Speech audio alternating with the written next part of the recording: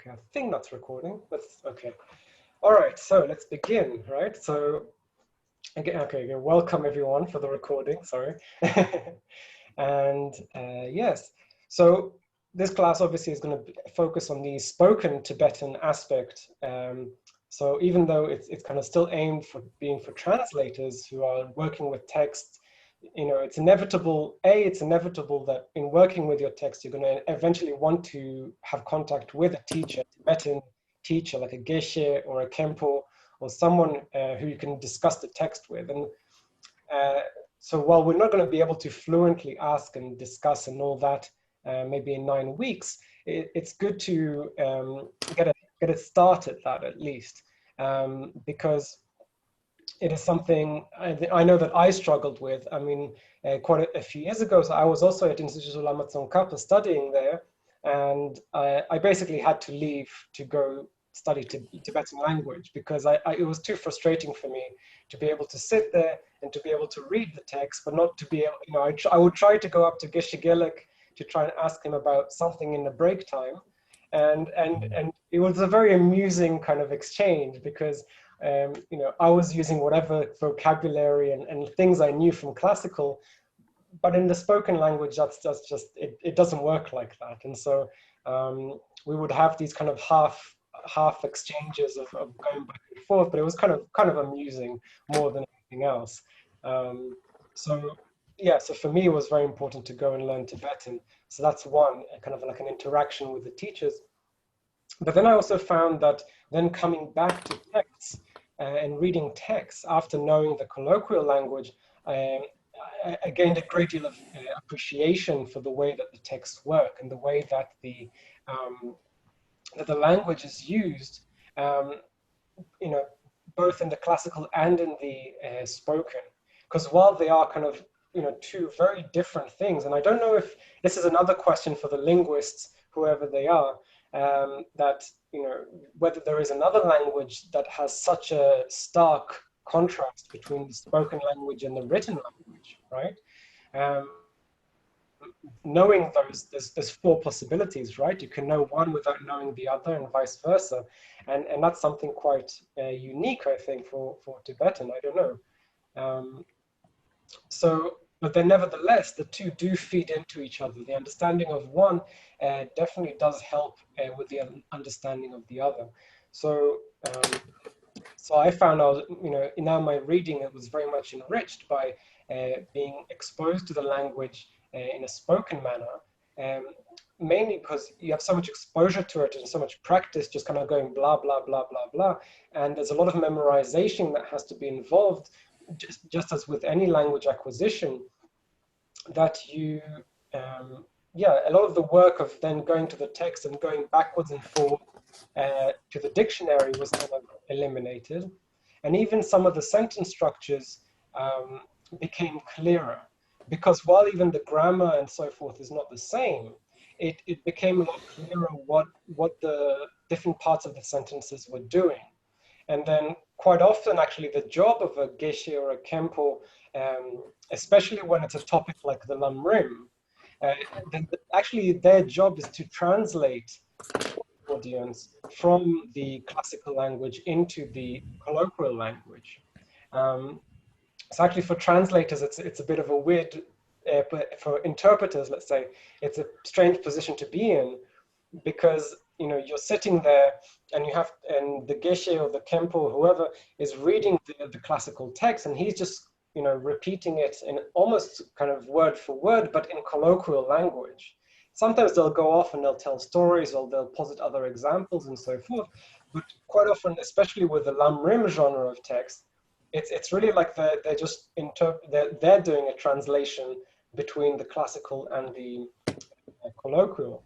And then as the interpreter sitting there, it can appear like you're being very lazy, right? Because all you're doing is reading from the English translation that you already have in front of you, if it exists, right? And you're just like reading it out. And I've seen many exchanges in different contexts where even like the teacher kind of starts pointing that out, like, you know, is that it? Like, oh, you're just reading from the book. And the point is that since in English we don't have this stark difference, then it sounds fine to read it from the book. There's no difference between this kind of classical and colloquial divide. So yeah, so just to say that it's a very unique thing of this language of Tibetan, I think, but that they definitely do feed into each other. So like that. So then I also think that in terms of being classical translators, it's a very important skill to even just have a little bit of, right? The more of, from my point of view, the more the better. But even if you can get some kind of spoken Tibetan under your belt, then I think it can only benefit. Especially because it brings out kind of the live, the living part of the language. The texts can be very archaic. Some of them are very incredibly old, right? Thousands of years old, if you're talking about sutras and so forth. But then also, as you gain appreciation, you can see the difference between, for example, a translated text by Vasubandhu or Chandrakirti or something like that, then a native text by, for example, Lama Tsongkhapa, and then you can move forward, a native text by a modern writer, right? Someone who's written a composition within the past, I don't know, even within 100 years, there's a really big difference in the way that they write. But other than that, the language itself is kind of very formulaic, and it can be very dry, I find. Not in the meaning and not in the what's happening with the language, what's it talking about, but in terms of the language itself. It's not a live language, it's not a used language like the colloquial side of the Tibetan. And so, yeah, so this is also something that I think is very important. And so being isolated from that kind of verbal side of things, one thing that I noticed already sitting in, this is not said in any kind of derogatory way, but already noticing sitting in on a few classes with you guys and Craig, is the pronunciation, right? That it tends to sound a lot like Wiley, like someone is reading out Wiley. And the problem with that, first of all, is that there's two versions of Wiley, right? There's two versions of how people chose which one, for example, is written with a G and which one is written with a K, yeah? And some of them have it the other way around. And that's why you see different, sometimes when it's written even, it's written differently. And when I look at the one that I'm not used to, I'm like, oh, that's a bit weird. And so then actually, if you're learning the sounds mainly based on the kind of the Wiley, and depending on which Wiley you use as well, then it doesn't really sound the way the Tibetans would make it sound, right? Which, of course, for a phonetic language like this, the sound is very important. So even if you might think, for our ears, something like the difference between a ka and a ka is not big. It doesn't seem very significant, but for them, especially if you do the switch of the G and the K, or the P and the B, then for me those are very big differences. I can hear it when the other day you were talking about ngobo, yeah, and ngobo, and for me it's okay. I don't know. I can't even try to pronounce it the way you guys pronounce it. Ngobo. It's very rounded, and it just has the accent of a Westerner saying it. But this is something that I would try to get you to try and practice, because it's something that one can practice, especially if one knows more than one language already. Then one is slightly familiar with the way one switches between kind of intonations and the way that one speaks, right? I was born in Israel, so my first language is Hebrew. So then I know from a young age that it's like a switching between, and it even uses different parts of the mouth and different muscles, that there's like a mode of speaking English, and there's like a mode of speaking Hebrew, and likewise now there's also a mode for speaking Tibetan that you kind of need to slip into, and that makes a very big difference in the way that you pronounce. So beginning with that, let's start with the Let's share this. There we go. Can everyone see this? Yes. Yeah. So, so I put, first of all, the alphabet on the left here. So, I mean, I'm sure all of you are familiar with the alphabet and you know how it is. But if I'm not mistaken, this is kind of opposite to the one you might have had in the Wilson book. Am I correct? That, Yeah. for example, the ka would be a ga, whereas this, ga would be a ka. So again, this is just, it really just depends on how someone at one point or another decided, what sounds closer to them in terms of how, they probably heard a Tibetan person saying it, and then, they decided, oh, this one sounds more like the K, and this one sounds more like the G sound, and of course that can be subjective, and especially I think for the Western ear, it often kind of, they bleed into each other. One kind of joke we had in class at Lotsawa was that, if Geshe-la, the teacher that the Geshe-la had to make two groups, he would say, okay, let's split off into groups Ka and group Ka. And we were like, what? Okay, and now group Ka go over there and group Ka go over there. Right? And we were like, so who's going where? Because for us, it's kind of the same. It sounds ridiculous. But for him, it's clear as day. And so, and it kind of became a running joke in the school, that it would often happen that there are words which maybe, I don't know if we'll get into it this class or we'll get into it in the next classes. But you guys, in the last class with Craig, you discussed a little bit about this word drub, yeah? To be established or to exist, yeah? And you saw that there is like a volitional and a non-volitional version, and depends upon having like a sa head letter or not, right? Yeah. So that happens very often with the Tibetan, with the various Tibetan verbs, that you will have this kind of a volitional and non-volitional version, and they will be usually differentiated by either having some kind of either a head letter or a prefix that would make them, as I kind of call it, stronger, or not having that, and then remaining weak. And for us, it's like, oh yeah, he's using it in a sentence. It's like blah blah blah blah blah, blah droop, and we're like, okay. So then we try to say it again to him, and he sometimes wouldn't understand us, because we would say droop, and he's like, what do you mean droop?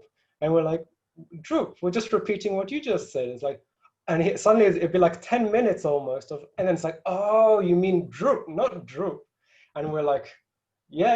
And he's like, it's so different. It's completely different. So much, so completely different for them that it was a 10-minute kind of confusion about what we're trying to say. Whereas for us, it sounds almost identical. So this is something that just needs kind of getting used to. Yeah, and still to this day, right now, if I have a Tibetan kind of dictating something to me, then I still have to sometimes look at them, kind of pause and look at them, and did you mean ka dangpo or ka sumpa, and like that, and kind of be like, or I start to kind of draw the line, hoping that they'll either scream at me or they won't say anything, in depends upon when the right one, right? So it can still be a very difficult thing to master, especially that one is one of the most difficult, to have a Tibetan kind of saying it, and then you have to write it. So that's a good exercise if you ever get the chance to really sharpen your ear, and like that. So yeah, so just an initial note on kind of the pronunciations of the letters is to try and get this kind of, try to get into the habit of doing it, and just, as I said, trying to get into a habit of practicing reading out loud. Because the Tibetan language is very much an oral language. So even if you give the text to a Tibetan, then they'll usually read it out loud, and they'll read it out loud sometimes even once, twice, 3 times before it kind of clicks what is going on.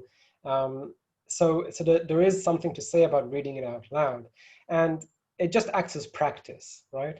So try not to kind of stick too close to the wily. Try not to kind of think in terms of how it is spelled kind of in the wily and trying to add all those, especially without even adding all the head letters and the sub letters and all those, unless you want to sound a bit like a Ladakhi person. Even with that, just not sticking too closely to like saying that it's like this, because again, saying KHA is really just a ka for us, right? It's like, oh, okay, maybe it's just differentiated from the first ka, but it's really important to understand that there is an aspiration here, and the aspiration is quite strong, right? So, and that carries across for however the letter is. Any kind of sound will be very heavily aspirated. I had one, when I was learning, the way the Tibetan showed it to me would be to say, like, you hold a piece of paper in front of your mouth, and then the first line, it shouldn't move at all. Second line, it should move a lot. Third line, it should move a little bit, right? So if you're saying ka, it should move it, ka, it'll bounce, and then ga, I don't know. I don't know how well I did there, but it's for them, these differences are very big, right? So it's just important to keep an eye on it. So, right, so, and then the rest you kind of know, right? That it's like ka, ka, ga, nga. And these are all low sounds. And cha, cha, cha, ja, nya, and then ta, ta, da, na, pa, pa, ba, ma. So again, with the ba, it would rarely be used as a ba, right? So even though here it's a ba, and you guys might have been seeing it all the time as the pa, so you wouldn't read it for the no, so it's the other way around. So it's with this one that you would have the ngobo, and you would see it with the ba, so, but it's not really a ngobo. It's for me, it sounds closer to the pa because it's kind of crisper, it's cleaner, because of having no aspiration and being high in tone. So so like that. I mean, it's difficult to describe sounds even with all these words. You kind of just have to hear them. So it's ngobo, ngobo. Like that. So then with a pa and then a ba, and that often, if it's on its own, will become a wa, right? If it's chungwa and so forth, and then ma, like that. So then there are some actually unique sounds, right, in the alphabet. So there's like the tsa row, right, which is, again, we write them as TSA, or with the H to aspirate it and so forth. But actually, it's not really a TSA sound, because that would be a tsa. Whereas it's like you want to squish those two together. And it's a sound we have in Hebrew. That's why I can kind of relate to it, that it's a sound that is different and didn't really exist in English. But it's like you want to squish those two sounds, like the ta and the sa, and you're kind of squishing them together into a tsa. So whether that sounds to you as being identical to TSA, fair enough. But I don't know, for me, that sounds like it's something a little bit different. And I've heard people who have had difficulty pronouncing it. So they make an effort, but like that. Another one is the nasal sounds, right? These nasal sounds, which again, a lot of people have trouble pronouncing. And they're kind of like if you just hold your nose almost, and it's like, nah, yeah, it's kind of, like whether you hold your nose or not, it shouldn't really make a difference because it's coming from really deep kind of in the nasal somewhere, I don't know. So nah. Another note is these ratas, yeah, so these, which again, I should have written the wily here. So if you're doing them with the wily, then you would write them like that, right? Or the first one would be like that, and then you would have the kra, and then you have the gra. So you're tempted to kind of read them like kra, kra, gra, right? And sometimes it kind of sounds, it can sound like people are saying that, but it's really, it becomes one sound, and it actually becomes closer to a T type of a sound, but it's not quite a T sound either, right? So the first one would be a tra, right? It's a tra. So the tongue kind of goes up in a strange position, and it's again, it's kind of like it's kind of is like you're taking the T and you're taking an R, but it's not a tra like a trill, like, you know, to trill sound, but rather it's again, it's like the squashing of the two sounds together.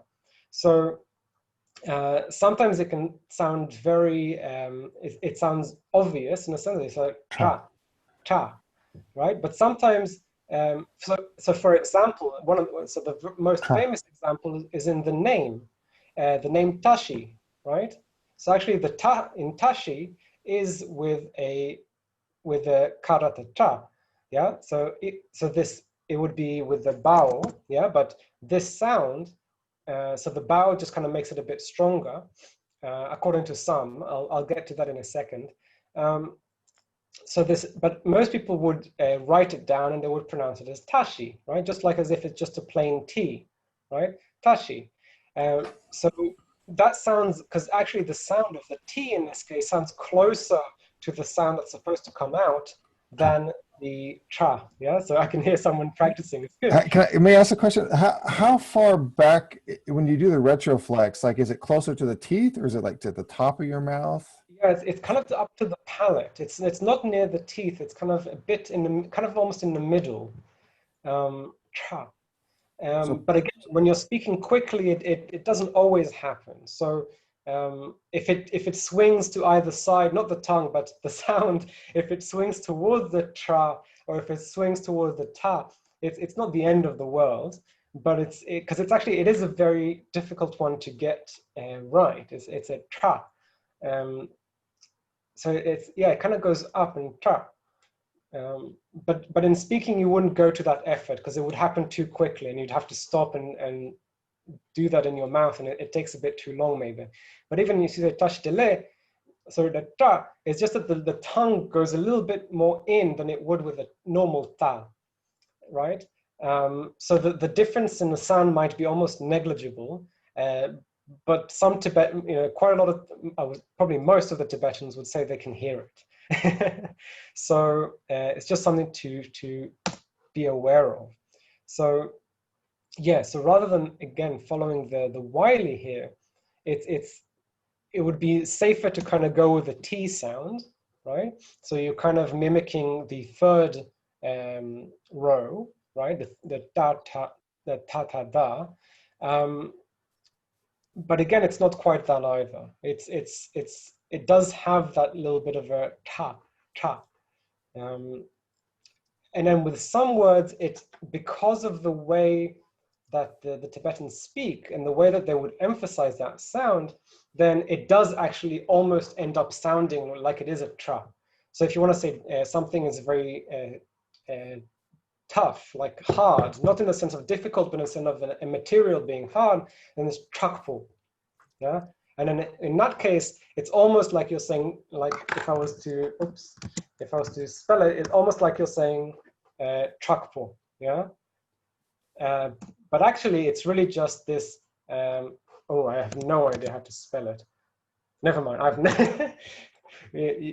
When you do too much colloquial, you get into a very bad habit of not knowing how to spell things, which is very bad. So the chakpo it's almost already sounds like it does have this tra sound, and even the Tibetans will pronounce it like that. But ideally, and I don't know, maybe it depends on who the speaker is. Maybe if you speak to someone who's classically trained in pure Lhasa dialect and so forth, then maybe they would pronounce it purely. I spent a lot of my time with Kampas, and they definitely say chakpo. Yeah, they definitely do have that cha sound. So are the third column, the ga rata and the da rata, are they pronounced exactly the same? yes, yes. So the garata and so like this third example here and the darata, so they're identical, right? And so that's why some texts will explain it, just like when you have an explanation for what happens when the pa pa ba, so when the fourth row gets a yata and it becomes like the second row, some will explain it that the first row kind of becomes a bit like the third row in that it kind of transforms into this sound, and then this is a tra, right? So it's kind of the same deal that they kind of mimic another one, which, you know, I mean, what are you going to say to that, really? I find it very funny that, you know, Tibetan is already quite a monosyllabic language, that they would choose to make some of the sounds like similar or identical to other sounds rather than just kind of diverging from them. But that's just the way the language is. So it's just something to be aware of, right? So this garatatra and daratatra would be the same, would be the same kind of a sound, like that. Which again causes problems, as we're going to talk about in a little bit, when, you know, you have words that sound either completely identical or very, very similar. And then it can cause confusions even for native speakers. And a lot of those are solved by context, and a lot of those are solved by the way certain words would be used and wouldn't be used. But yes, I mean, you know, the spelling for Trakpo is definitely, for the hard material, is definitely with one of the first row, right? But if you had something like, and it's probably not with a ga, but if you had a pa, then you might want to say, oh, but those are so similar, right?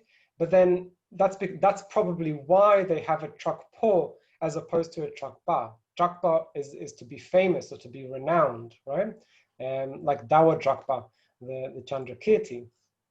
So you will have all sorts of solutions like that when things sound similar. And sometimes it will be solutions like this. Sometimes it will be to put two words that mean the same thing together into a compounded word, and so on and so forth. So they'll have all these ways to differentiate the words in conversation to clarify things when they're not too clear, but it's not too clear to a Tibetan.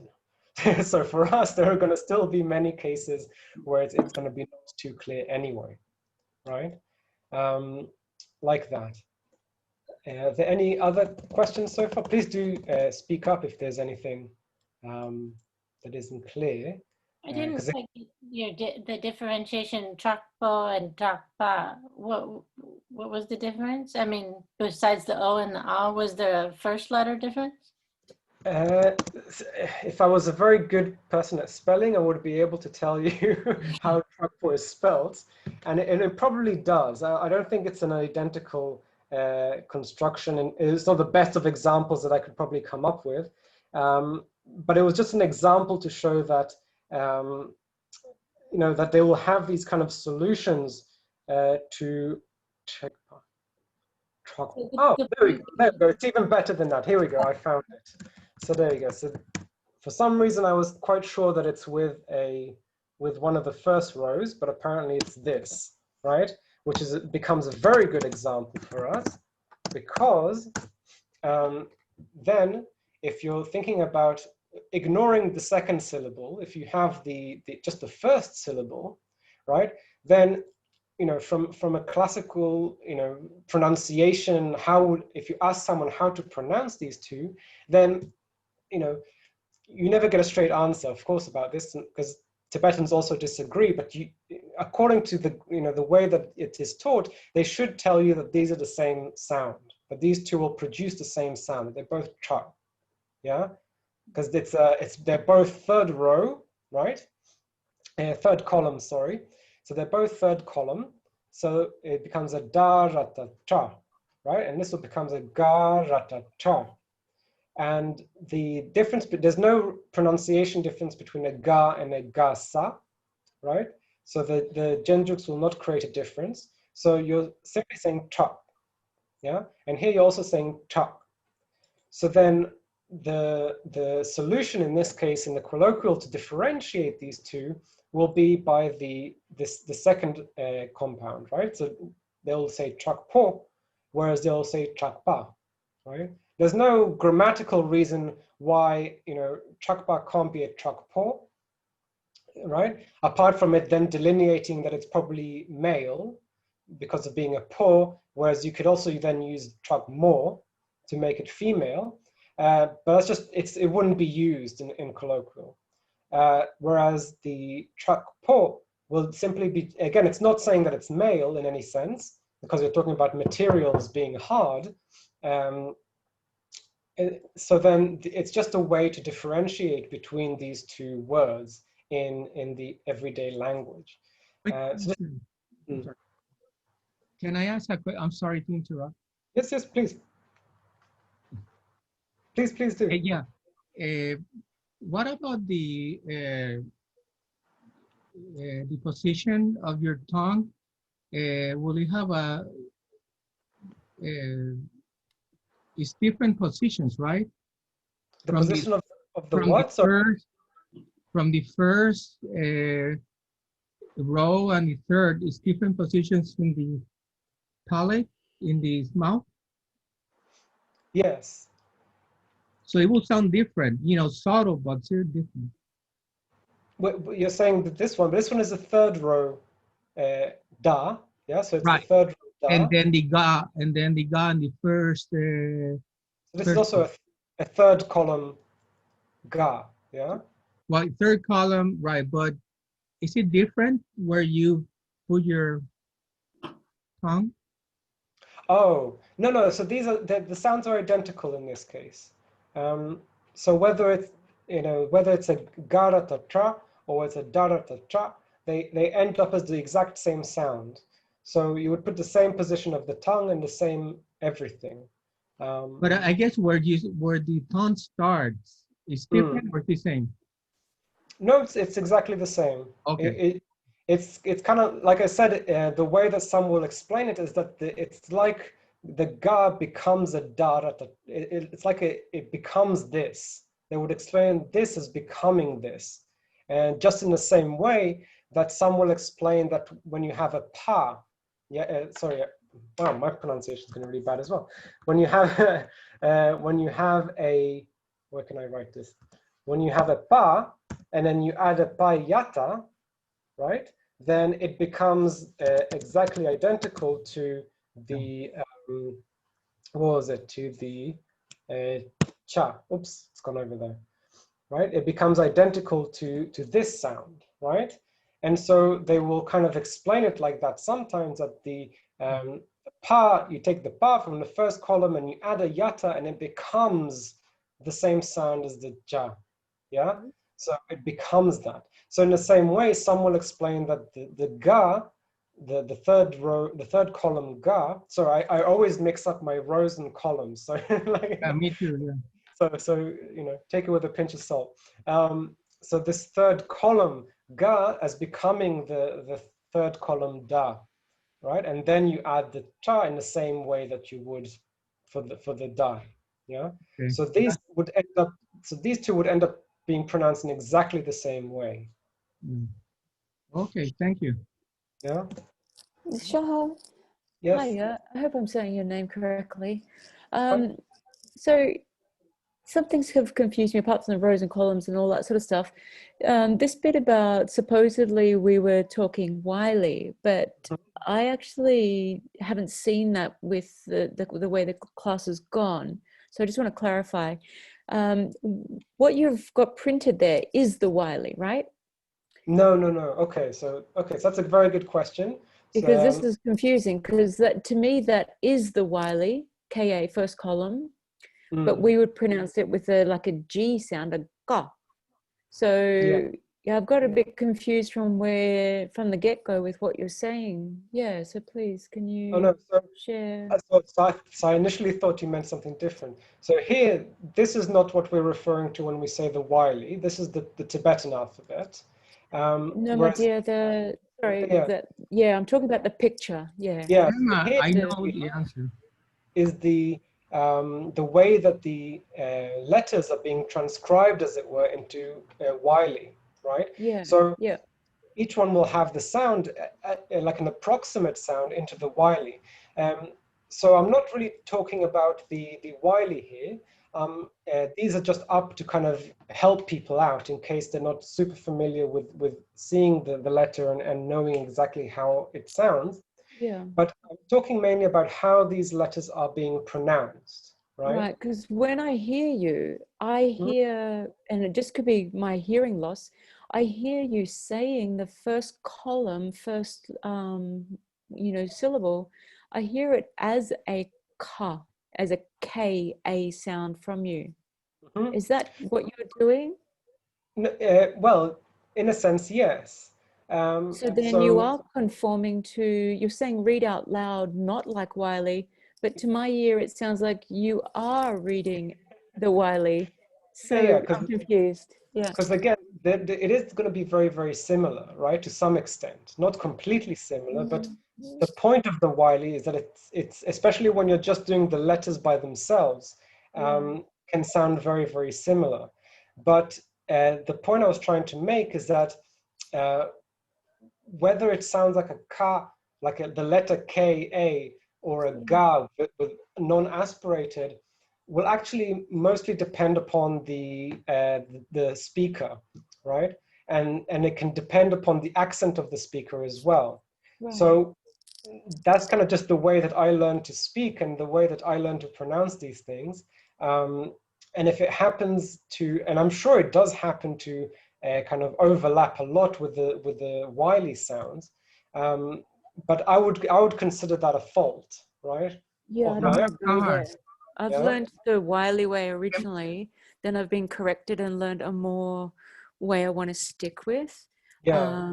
So the second row is more like first column, second row is more like a ja, like a J if you want to go there rather than a C.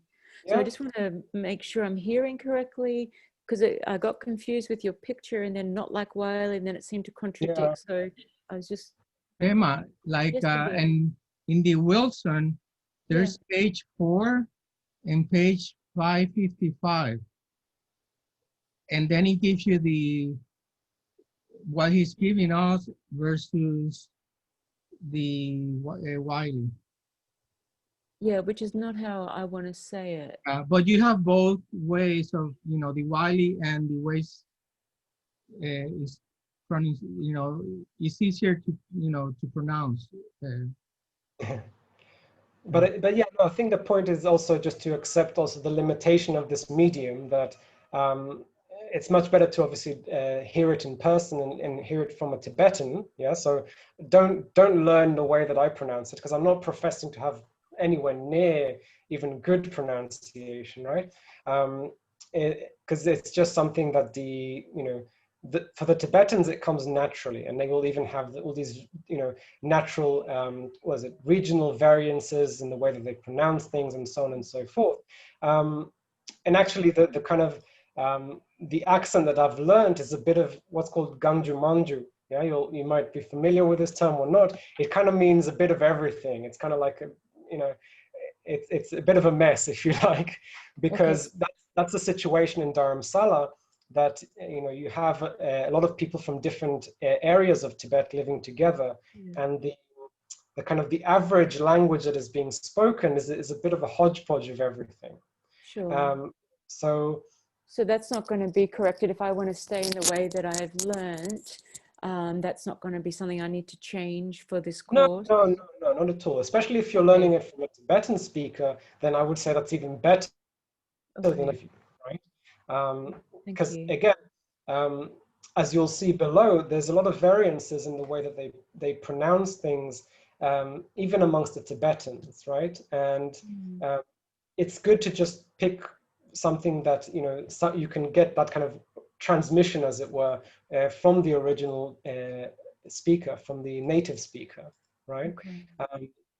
I'm mainly talking about kind of trying to give you a bit of a kind of pointing in the right direction in terms of not sticking too closely to the Wiley and the way that it's written on the page. Exactly. And to see how they then become sounds, and actually that you try to make it into sounds and it becomes a lot more complicated than you originally thought, actually.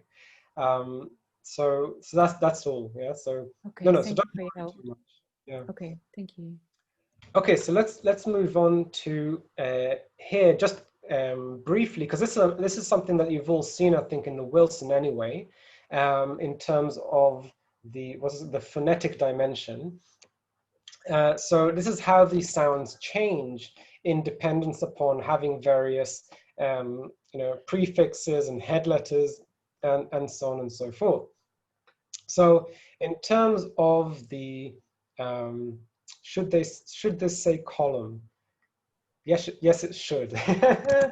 So in terms, so in terms of the first and the second column, then a lot of times it will say that these kind of additions of prefixes or head letters make no change to the sound of that letter, right? That's kind of the classical, that's towing the classical line of it should make no change. But in my experience, there is a bit of a change in that it seems to kind of add a bit of strength to the sound, right? But again, you can do your own field research and ask a Tibetan to, pronounce, just a regular ta and then this kind of a ta, and see if you can hear a difference, and ask them if they perceive a difference. And in my experience, people will have different opinions on whether it has a difference or not. And then, some will be very adamant that there's definitely a difference. So like that. So in the classical sense, you would pronounce this kamul, yeah, where the ka is just like in the normal first column, the ka sound being unaspirated and quite strong, quite high. It's not strong but high. But then the addition of the bao would kind of, it adds a little bit of more oomph, right? So it's kamul, kamul. Whether you hear that in an everyday conversation, it's difficult to say. Some Tibetans have kind of commented on it, right, when I was speaking. So that's why I became aware of it, that for them at least, they did perceive a change in the sound there, like that. So kamul obviously is to speak or to converse in a very kind of high shesa. Kamul nang, yeah, you would put those two together. Kamul nang would be to speak or to converse in the shesa. So then you have the famous namka, yeah. So again, here you would have this thing. Where am I? So this should go, yeah. So again with the ka, sometimes you would have that it either loses the aspiration or that it doesn't change. But again, in my experience, the main difference is that it adds a bit of strength to the sound, that it comes out a bit stronger. So it's nam ka as opposed to ka, which is the mouth is ka. It's kind of soft, but it's very aspirated. And then this becomes a nam ka, which again, it's probably very difficult to hear, both because of the Western ear and because of the technology. But that's kind of something to try to be aware of. That there is a perceived difference there. And likewise, yes. I think you said shesa. I don't know what that word means. Okay, sorry. So shesa is the Tibetan for honorific.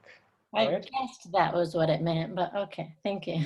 Yeah, so the shesa is the honorific version. So you would have this. I'm going to break everything and put it back together.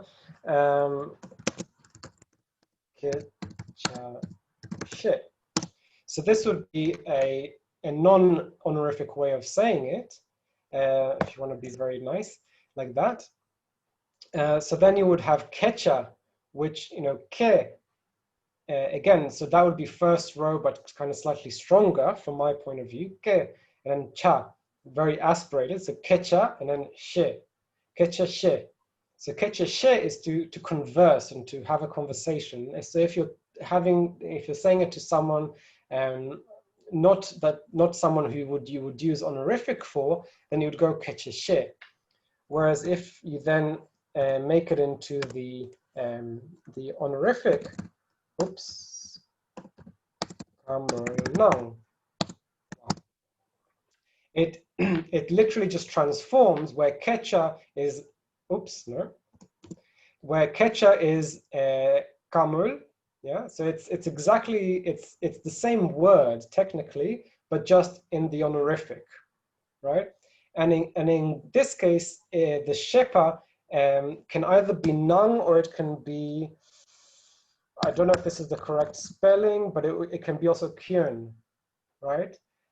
Maybe, I'm doubting the vowel, but maybe with the vowel. Anyway, so kamul kyun or kamul nang becomes the honorific for the verb she, which is to speak.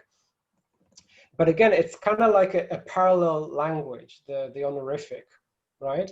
Where every ordinary speech has its, well, most ordinary speech will have its honorary equivalent. So actually, when it comes time to study the honorific language, you're not learning anything new. You just have to learn how to transpose the words into these different words, which is a lot of work because you want to speak, but then it's very jarring because you have to keep, no, wait, not that one, I have to use the other one. But it's literally almost a one-to-one transposition of the what would be called pege, which is like the ordinary everyday language, into the honorific, which is the shesa, like that. Am I okay to? Excuse me? Yes? Can I ask a question? I thought that the achong the prefix would make the sound longer. Where? In the camel. You know, there is a achong suffix. Sorry, Yeah. suffix. I wouldn't say that it does. I have not noticed a difference in that it kind of adds a length to the ka.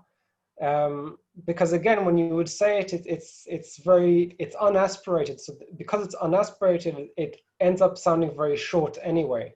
So it becomes nang. So I wouldn't necessarily say that it adds anything.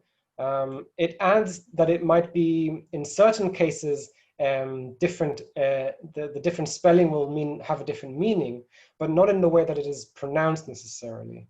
Okay. I would, yeah. Thank you. Like that. So that's the case for the first and the second column, not the row, the column. So you have like the ta, which is the horse that you ride, and then you have the tsa, which is like the root or the grass. Grass might be with the little wazur. But again, these become a little bit stronger. Like the ta is quite a strong ta shun. Like to ride a horse is that sound is quite a little bit stronger from my point of view, like that. Then the third column, maybe no, fair enough. I was wondering if I didn't put these in the right places. So then the third column is said to lose the little aspiration that it has, but again, that's very difficult to actually hear or do in conversation. So that's it's kind of very subtle. But in this case, there's very definite kind of change in the strength of the sound. So, so for example, a simple go would be quite soft. It's ko, yeah? And its ko is to understand or to know something, yeah? Whereas go, yeah, which is the head, right? So it's much stronger. It has no aspiration anymore, and it's still low. It's not a go, it's a go, yeah. But it's much stronger than the like when you say hakoson. So this would still be quite soft, a hakoson, and because it gets pronounced quite softly, this is when you might tell me, Pema, that, oh, but your hakoson sounds like you're saying with a ka, and it's like with a K sound as opposed to a G sound. And yeah, because the wily doesn't stick true to the way that it in that way, but rather the best way to learn it is by imitating Tibetans use the language. And from what I have heard and from what I have said and haven't been corrected on yet, then it becomes hakoson. Whereas with the head, it's go. Yeah, it's kind of very, very forceful. It's go, right? And likewise here, you know, this isn't T, yeah, which would be cha, yeah, it would be ja. So again, it's not quite the J, it's not ja, because you know, cha chik tung. It's almost closer to this one, the cha, but without any aspiration and still low. So it's kind of not the one I'm pointing at, but just the T one, just that letter by itself. So this would be cha, ja. I'm not even very good at this one. Ja, cha tung, yeah, cha tung. Whereas with the complete particle, then it becomes ja, yeah, and that's a rainbow, right? And that's much stronger. So it would be, you know, you would think that like, why would they make these two words so close to each other? And in all these examples, why would they make them so close to each other? But on the one hand, for their point of view, they hear quite a big difference between them. But also, it would be very difficult to mistake the two things, right? You won't ask somebody to come have a cup of rainbow with you, and likewise, you're not going to point up to the sky and say, "Look at that cup of tea." So, yeah, so it kind of ends up working somehow. This is a ja. Likewise, this is a da. Yeah, so it's not a ta, it's da. And this one is one you should be familiar with, like the zin. Yeah, so it's quite strong. It's zin, as opposed to like zin. Yeah. So again, they're very small differences, and I don't even know if you can really hear it over the microphone so well either.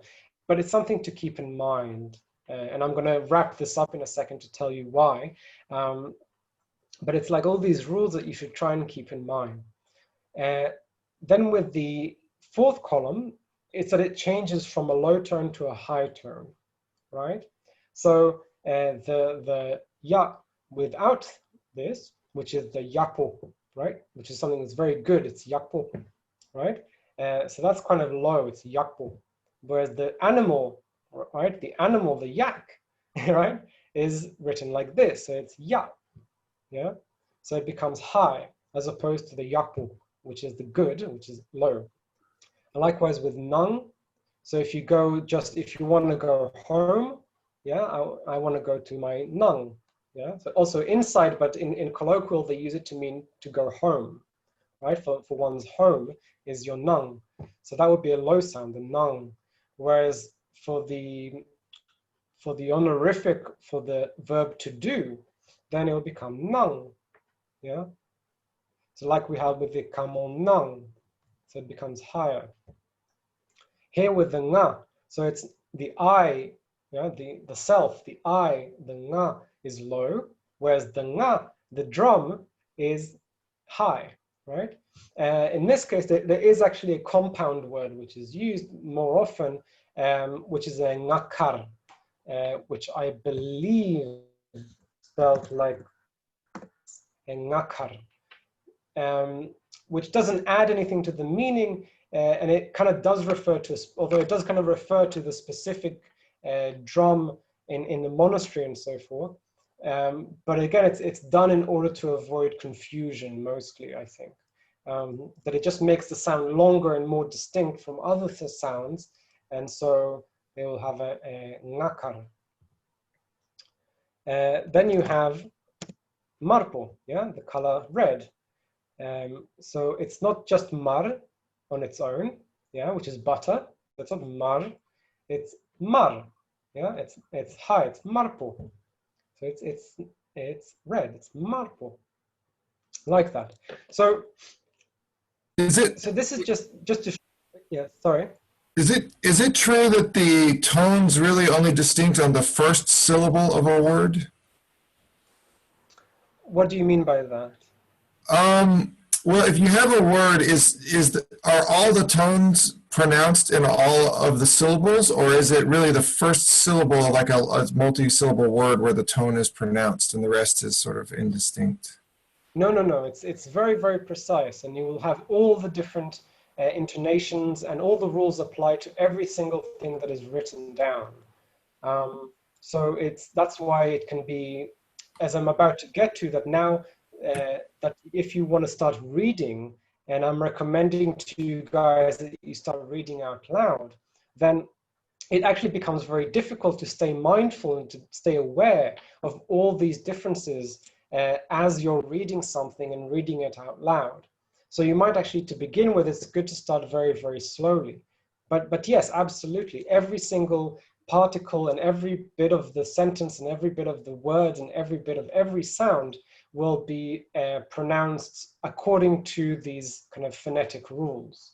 So much so that they will correct you sometimes if they're not.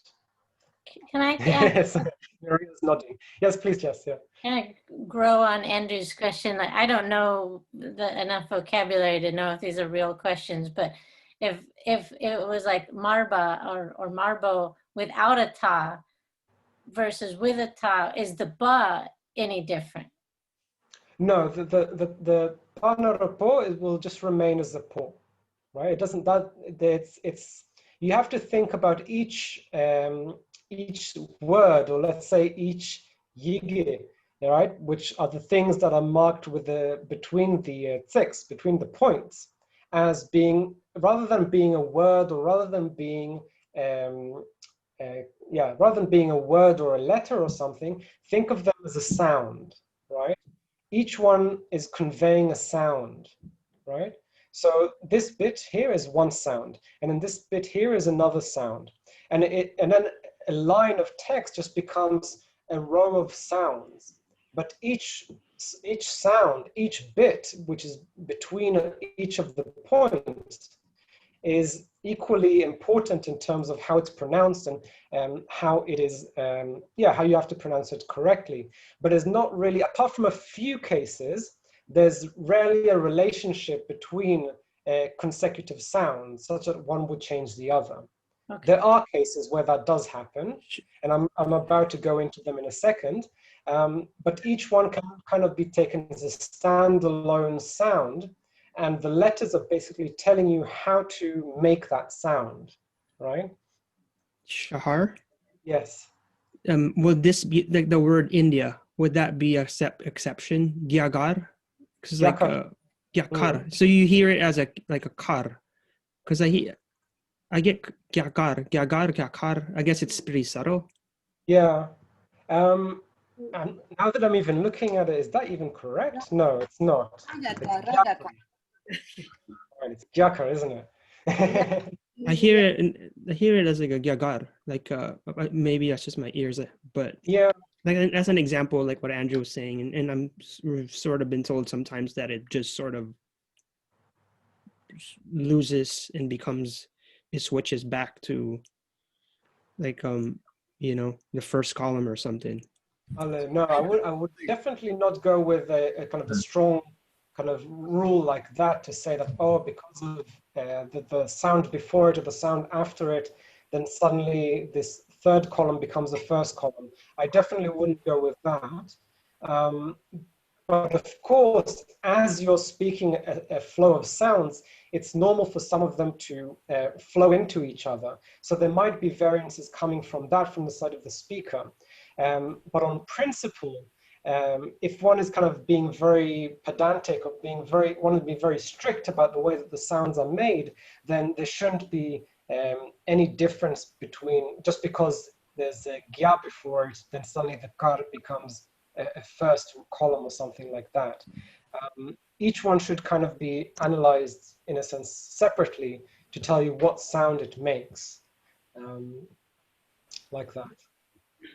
With the few exceptions that I'm going to cover in a minute, because it does happen that some of the sounds do flow into one another, like that.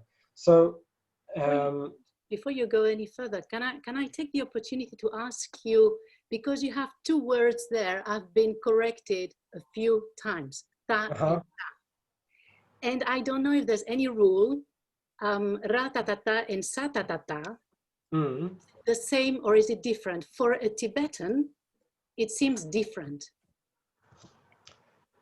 Sometimes, yes, I have heard that too. Yeah, I know. And he keeps asking, are you talking about a horse or about a tiger? Yeah. What is the rule? To say that, so for those of you, just to see it visually, so the one on the left is a ta, which is a horse, and the one on the right is a ta, which is a tiger. So for me, I wouldn't explain the difference in the sound coming from the head letter, right? For me, just that on its own would be exactly the same sound. Okay. For me, the slight difference comes from the genjuk, yeah? And yeah, so tak and ta, tak, ta. Yeah, and you don't even really hear the genjuk. It just kind of cuts it more neatly, as it were, more sharply. So there will be a difference in the sound, but I think it's perfectly valid to get these two confused. It's one of those cases where, you know, but again, it's one of those cases where the Kampa's probably joking around with you, because if you're saying that you go horse riding, it's unlikely that you mean you go tiger riding, right? And so the second one is even more fun, because I asked them saguti, and they laugh because they don't want grass in their soup, they want salt. Yeah. So what is the difference between ratsatatsa and tsawazurta?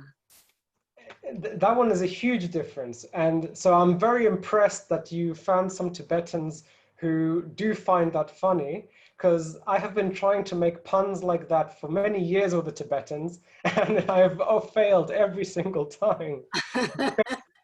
Every time if I try to make that joke, they'll just look at me like, what are you talking about? Yeah, because, you know, the joke being, oh no, hang on.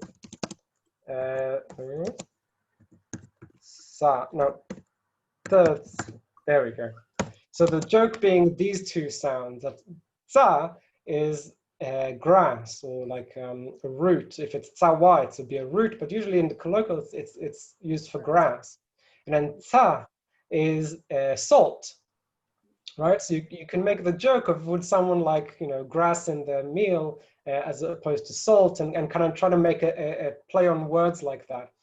And at least in my experience, if I had ever tried something like it has that, happened like, to me, that the ta and the tsa, and more than once. Yeah? Yeah, but they're Tibetans from Tibet. Oh, okay. No, for me, whenever I tried doing that, they would look at me, and for them, the difference between the sounds seems so big that it's like, why is this even funny? Yeah. So whereas for us, we were like, oh, we're going to make Geshe-la laugh for once, because we found a funny joke with the phonetics. But okay, so it's very comforting. There's not any rule that makes it that different. Actually, it's their ear that is very sensitive. No, well, these two are quite different, because you're still looking at something which not only the aspiration and the strength, I would say.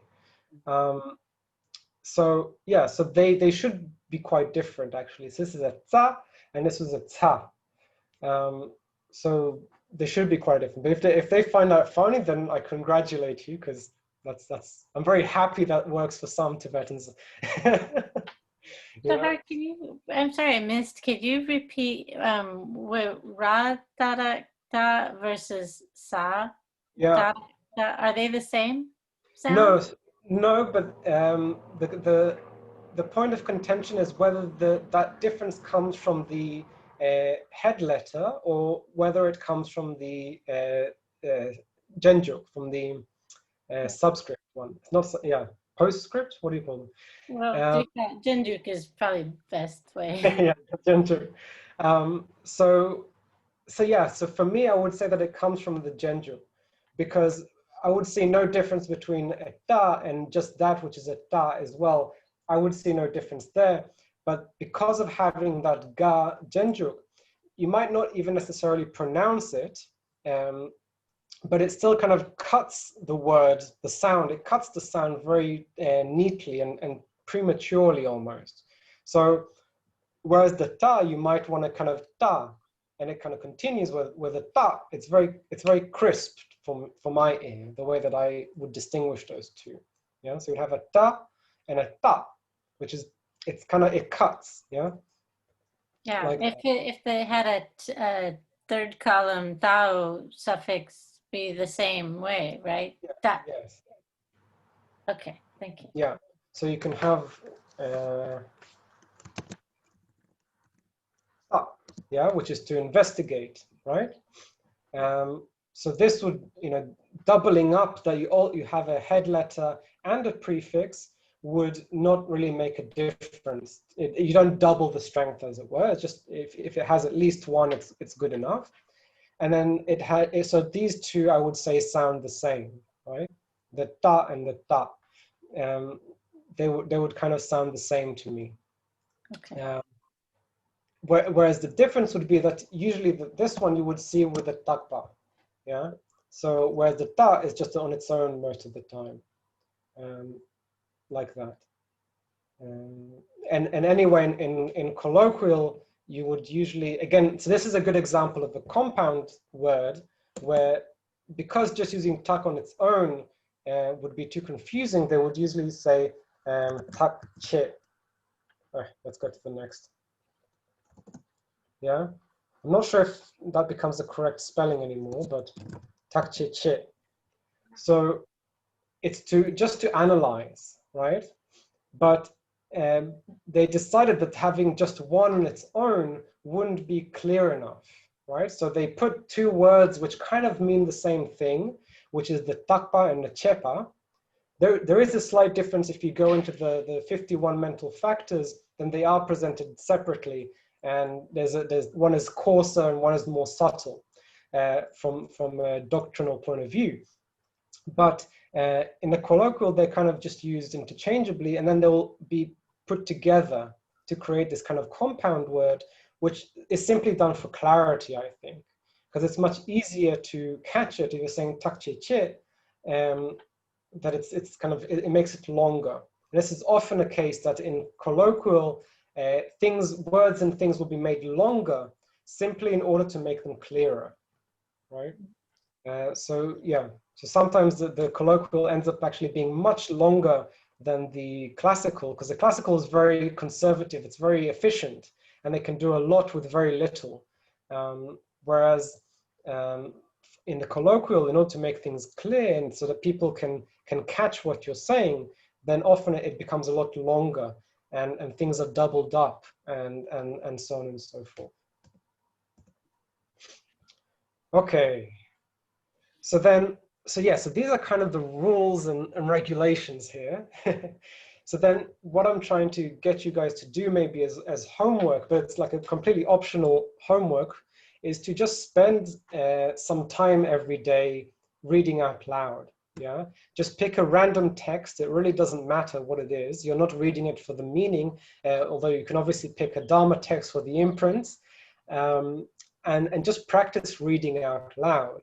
And just start out doing it very, very slowly and kind of paying attention to, like what we just discussed, these variances and these differences in the different sound, and just do your best, right? Just do your best in kind of trying to read it and pronounce it as best as you can. And it's just very, very good practice, right? Okay. Yeah. Sorry, I have a question on the three karata, and garata. In the third one does not lose the sound R. Take an example, for example, with all the three. Tashi, tomla, dropain, for example. Say that again. Sorry, I lost you for a second. Tashi, tomla, dropain. Okay. Market, typical example in colloquial. The third one, the first ra is a little bit, very weak. In the second, you don't hear tomla, at least in the colloquial. Yeah. Dro, ao, garata. Okay. Don't speak like that, but it's a good example. I'll say why in a second. Yes, please ask. Don't tell me, because we say dropa in ra is very strong, while in the first tashi we have a little bit of ra in between. At least I sound, I hear when I hear to the recording of my teachers. But the second one does not sound at all. Tomla. Yeah, Trump. It seems, I don't know. No, so first of all, just to get everyone up to speed, So Yeah, this would be is chin. Okay, just yeah. drogi. We can change it. Yeah, exactly. Very good. Very good. Very good. Anyway, just to feel it inside Yeah. the So same. we Yeah. made that difference. So this is a typical Drogi, colloquial sentence. Yeah. Just to say that, oops, just to say that Tashi, the person, right, to the market, right? We have a lovely ladun here to mark the place where that person is going, and the verb to go, and it's conjugated in the colloquial sense. Don't worry too much about it yet. You're seeing it. So this is conjugated in the future tense, right? So it's just saying Tashi will go to the market. The reason I corrected before was because when it had It was a big mistake. Right, it's okay. Just I wanted to put it inside. If we go with pa, yeah, if instead of here it's a pa, then, which of course it would be, it doesn't work anyway, but the reason why is because the payin is for the past tense. Yeah. And then the past tense form of dro is the chin. So you wouldn't be able to say dropayin. So it doesn't work grammatically to say dropayin. You would have to say chimpayin. But then that doesn't serve us anymore for our example. So we change it into the future tense to make it drogiyin. That's the first person future tense, though, isn't it? That's a good point as well. Yes, well done. If Tashi is very close to you, if he's your husband, then it would be okay to say that.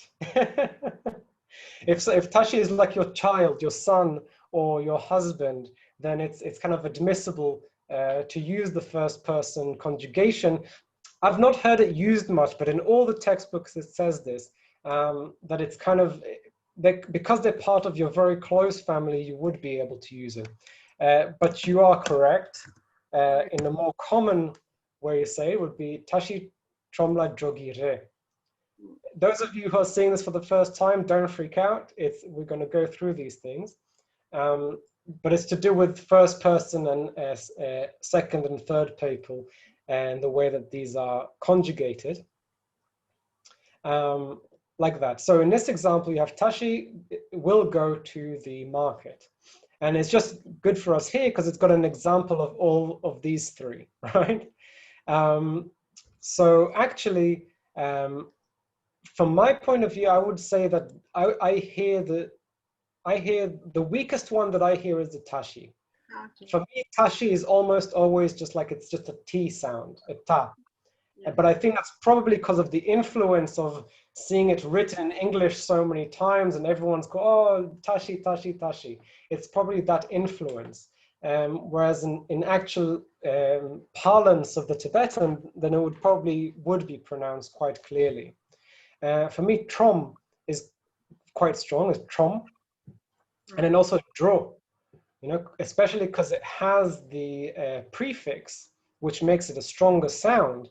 Then in that case, it almost does become like, like you would write in English, a dro, yeah? To prefix, ao, that makes it dro. Exactly, it becomes stronger. So it kind of, instead of being like without it, it would be a tro. Then with the hour, kind of, for me at least, it becomes a draw. And there you can almost hear that it's like a DRO type of a sound. Correct or not, again, probably up for debate, right? You would have to ask a native speaker and listen to a native speaker and how they would pronounce that, right? Okay, let's move on.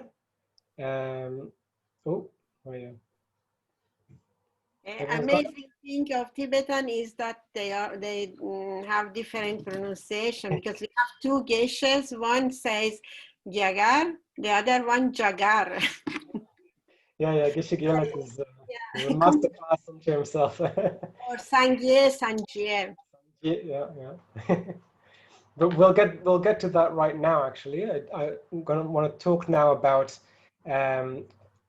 close sounds, by which I mean like similar sounds. Yeah.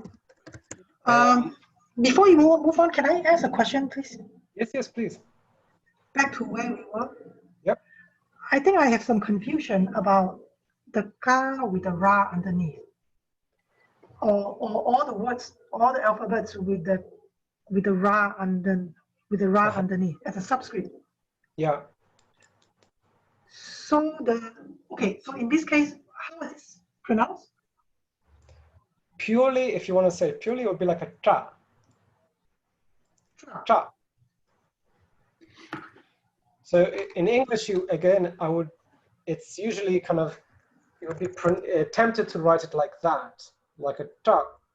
For me, I would be tempted to write it like that. But again, it's not quite a tra, right? Because if you say train, then the sound train is very different from the tra that we're going for, right? So it's as if you're squeezing those sounds together, and it's tra. Yeah. Okay. All right. Okay. Thank you. Thank you. Sure.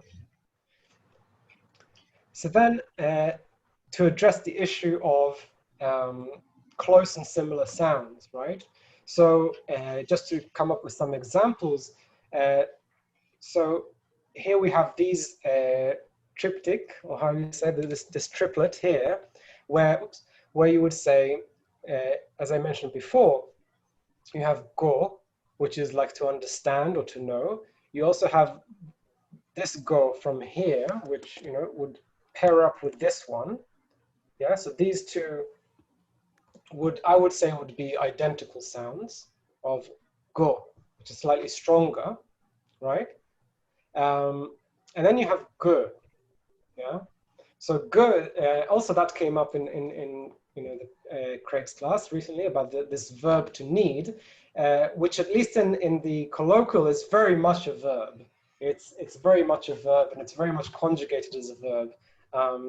So it's a verb that's very widely used, actually. The only interesting thing about it is that there seems to be an overlap between needing and liking in Tibetan, right? That if you want to say, I need to go somewhere and I want to go somewhere, then you can use go for both. And it seems like you would just understand which one it is based on the context. There are other ways of saying that I absolutely have to go somewhere and that I like doing a particular thing. But in terms of just this particular word go, the gupa, then it very bizarrely can mean both needing to do something or needing something and wanting to do something. And for the Tibetans, it seems very clear which one they're using in any particular case, or sometimes it seems like it doesn't matter so much which one you're using, which maybe it's a bit of a Western hang-up, that for us, like, I need to go to that office by 9 o'clock is kind of like, well, no, you want to go because you don't want what will happen if you don't, right? So there's a certain difference in understanding there, maybe. But getting back to the sounds, so you would have very, very similar sounds here, but they are quite distinct once you get used to it. So you have this go, you have a stronger go, and then ge, which has this, what's it called, this sound, the gerund, yeah? Is that what it's called? This ge sound, which you would kind of write with a double dot above the O if you're writing it in certain languages. I'm sorry, Shah, when you're talking about the go and the ge, which one are you talking about? Which one are you referring to? So I'm going one by one, yes? So I'm going, this one is ko, this one is go. This is a low tone, a little bit aspiration, go. And this is to understand, or to understand mainly. Then we have go, which is still low and it's stronger. And this one is a do, yeah? This one is a do. And then we have go, which is exactly the same. These two would be pronounced exactly the same. This one, as we saw before, is the head. And then we have this last one, which can sound similar. Which can sound similar, but it's quite distinct in other ways, because it's a g. It's a g sound. So it's not go, it's g. Like that. So, but then of course in conversation, and when these things are flying at you very, very quickly, then it can be quite difficult to sometimes hear the difference. So a lot of the time it will be their position in the sentence or the way that they're used that will tell you which one they are. So let's just whiz through these because I see time is flying by actually. So also we have here these two uses of this particular sound, which, you know, from my point of view, I don't know if I would, apart from the fact that they are, you know, they form a part of a different compound, right? And I'm not sure about the spelling of this, but so maybe some of you will know better. But if I were to hear these two go sounds on their own, I don't know if I would be able to pick them out as being different. But because they form part of these two words, then they differentiate them sufficiently either way. So you have this gotsuk, yeah, gotsuk, which is to begin, right, to begin something. Or you have this gotsul, yeah, gotsul, so which is to understand again, yeah. So you would say, if someone says to you, gotsuk soe, yeah, it's very similar to saying gotsu soe. And you would probably understand by the context which one they're asking you. But again, and for Tibetan, there would be very, very different sounds, especially the second one, where the difference between a very strong first column sound here of the tsug, as opposed to something without a head letter and without a prefix, heavily aspirated second column, would be quite a stark difference. But again, you know, so these are just things to keep an eye on. Yeah, it's gotsuk and gotsu, gotsu. Yeah. Does anyone know if I'm correct in the spelling of this of gotsu? Sorry. Not ko. This one, kotsul. No. I think ko is correct because it's with this one, with the understanding. I don't know. No, it's Doesn't correct. matter. Doesn't. Everything, but Yeah. it's not the sound of ko. This one, hako, ko. Hako song. That's the same one when you say hako song. Yeah. That one would be a hako song. Yeah. Yeah. It's not kosul. Kosul. It's just a different way of saying it. Yes, I think. So Okay. Okay. Hako song and gotsu song, and they mean the same thing pretty much, but it's just two different ways of saying it. Yeah. Lasso. Then we have these three examples, which again, they sound quite similar to each other. This one is not so much a problem. It's just for I was looking for a first column, pure first column. So you have these toktsam, yeah, which is a little bit, right? Some or a little bit, toktsam, which will sound quite different, but quite close, this tok to do, yeah? So it's a dokpa, yeah, which is a doubt. And then you would also have this tokpa, yeah, right, which is the conceptuality or thinking, yeah, from namto, yeah, so it's tokpa. Of course, in the colloquial, this would be pronounced as tis, which sounds nothing like what it should be, but it's kind of pronounced as, you know, you would kind of pronounce it as tis, yeah. And it's one of those oddities that I think just in the way that it got shortened in speech, it ended up being pronounced as tis. And there's a few examples of where things happen like that, Then we have these three, which I have personal experience with. So if you have especially these first two, this yite, and then, which means, of course, to focus the mind, right? Yite chi, you focus the mind on something. And then you have yite. And you would they're very, very similar, right? I think you could say that the de is a little bit different because it should sound a bit more like a third column da. Yeah, so it's a yi-de, as opposed to a yi-de. But the yi-de, you would kind of, they're very, very similar, right? I think you could say that the de is a little bit different because it should sound a bit more like a third column da. Yeah, so it's a yi-de, as opposed to a yi-de. But this is not to name drop, right? But I was put on the spot to translate for Mingyur Rinpoche. And of course, I'm mainly based on, Geluk kind of teachers who will use the word yite very, very often. And so I'm quite used to this word like yite to focus the mind, to pay attention. But Mingyur Rinpoche would use this word very often, right? Yide. And so the first few times I heard him say it, I was like, oh, obviously he means yite, no problem. But then he stopped and he corrected me and he was like, what are you on about? Like he said, no, this is mental recitation, right? So it's very different. This is like you would recite a mantra, but you're doing it internally. You're doing it in your mind, in your head. And it made, now that thinking back on it, it made a lot more sense in the context of what he was saying. But I just never really, apart from it, this term popping up in the Tantra literature, it's not a very common term for the Gelug point of view. So then suddenly being dropped in the deep end of having to translate for Rinpoche, I had no idea to expect that. And so on a few occasions, he had to correct me because I would default to focus the mind, no matter how many times I heard it. And later, it even became a thing because some of the other geshes who were teachers in the school were also present. And I talked to them, and they also thought he meant yite. They also thought he meant the first one. So that's just to show how there's a discrepancy in terminology usage across the different schools.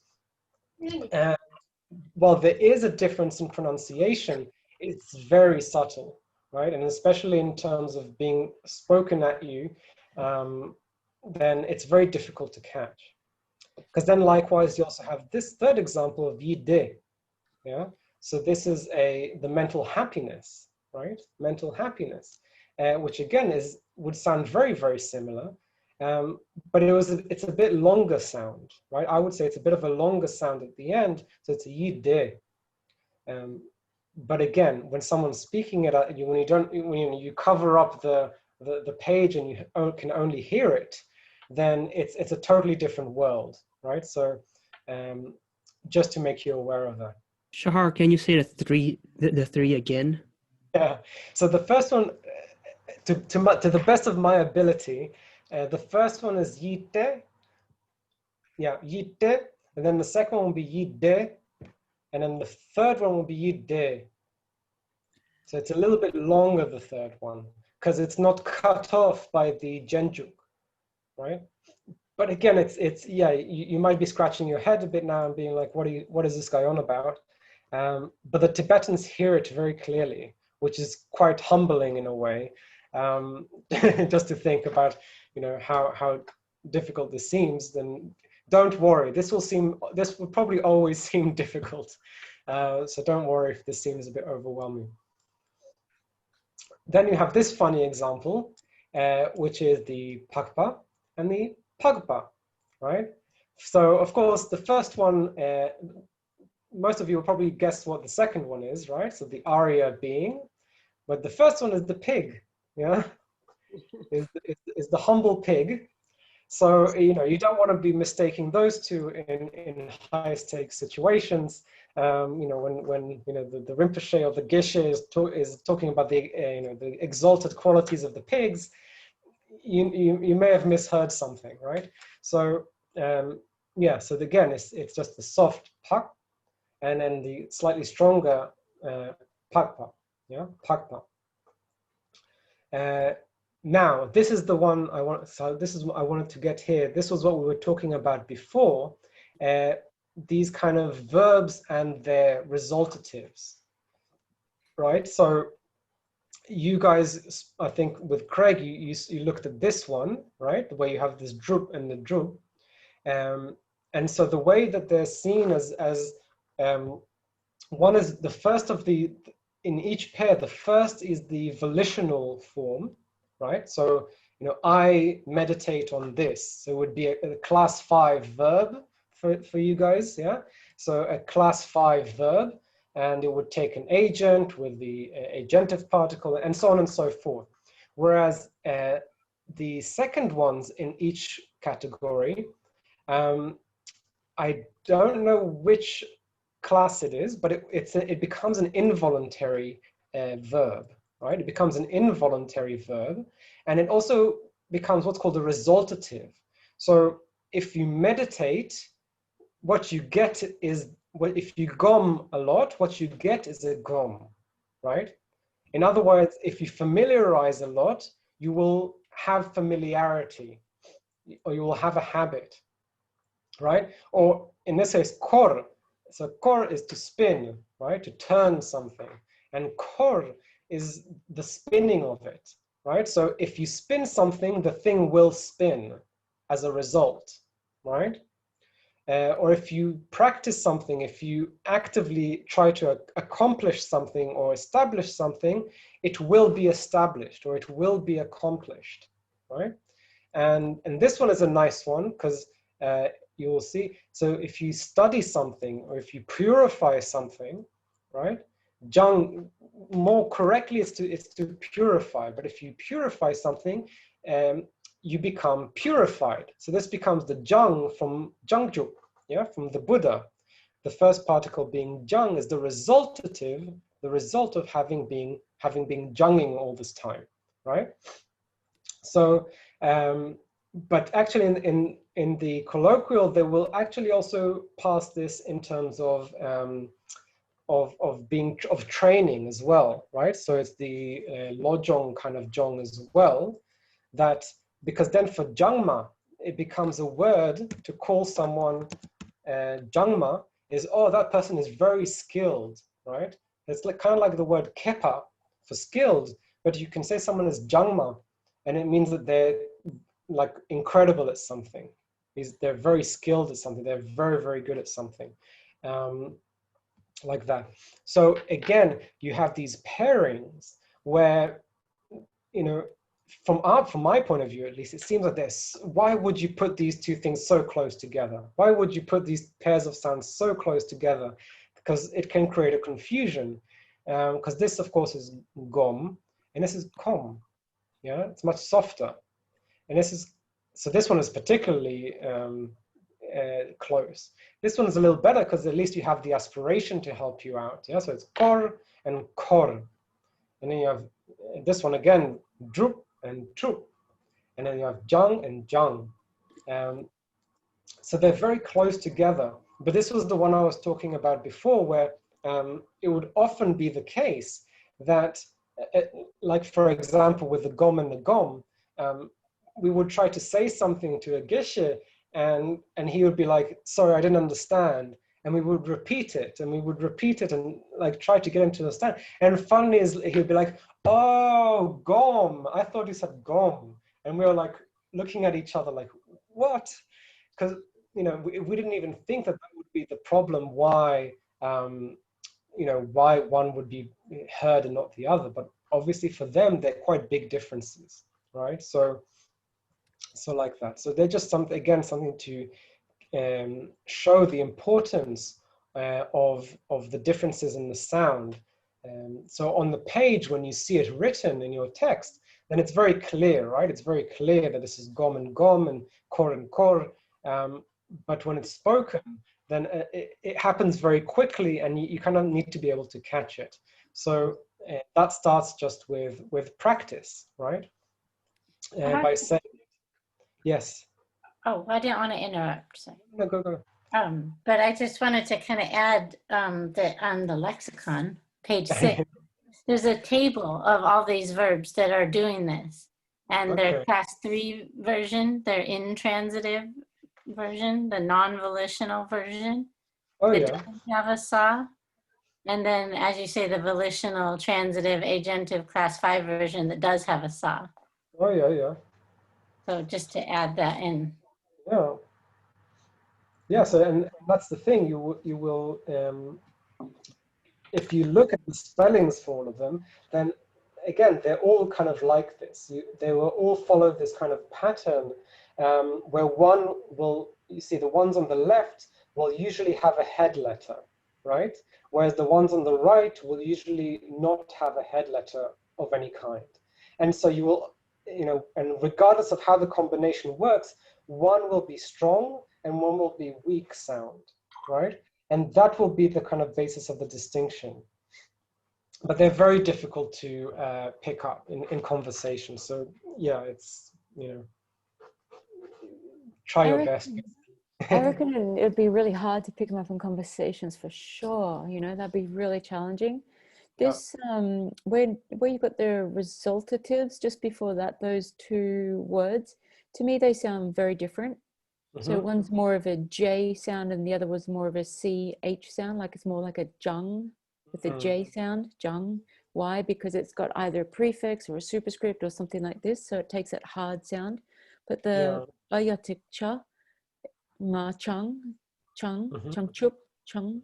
So they sound really different to me, but yeah, I'm imagining conversation, it'd be really hard to catch it, but a lot of these words, I see them as having more differences than similarities. Like the second set, you've got the first column and then you've got a second column. So there's distinct differences between those sounds. Yeah, absolutely. Same with the first lot, one's more a hard sound, one's not. So yeah, it must be just really different regions perhaps where, the Tibetan can be so different the way, for instance, I might have learned as opposed to the way others have learned and the way the Geshis have learned.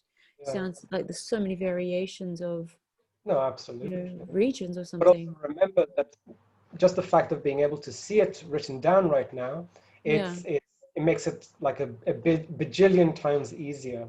Yeah, totally. Hearing it would be really hard, but seeing it written down is some of them are the key. Very different.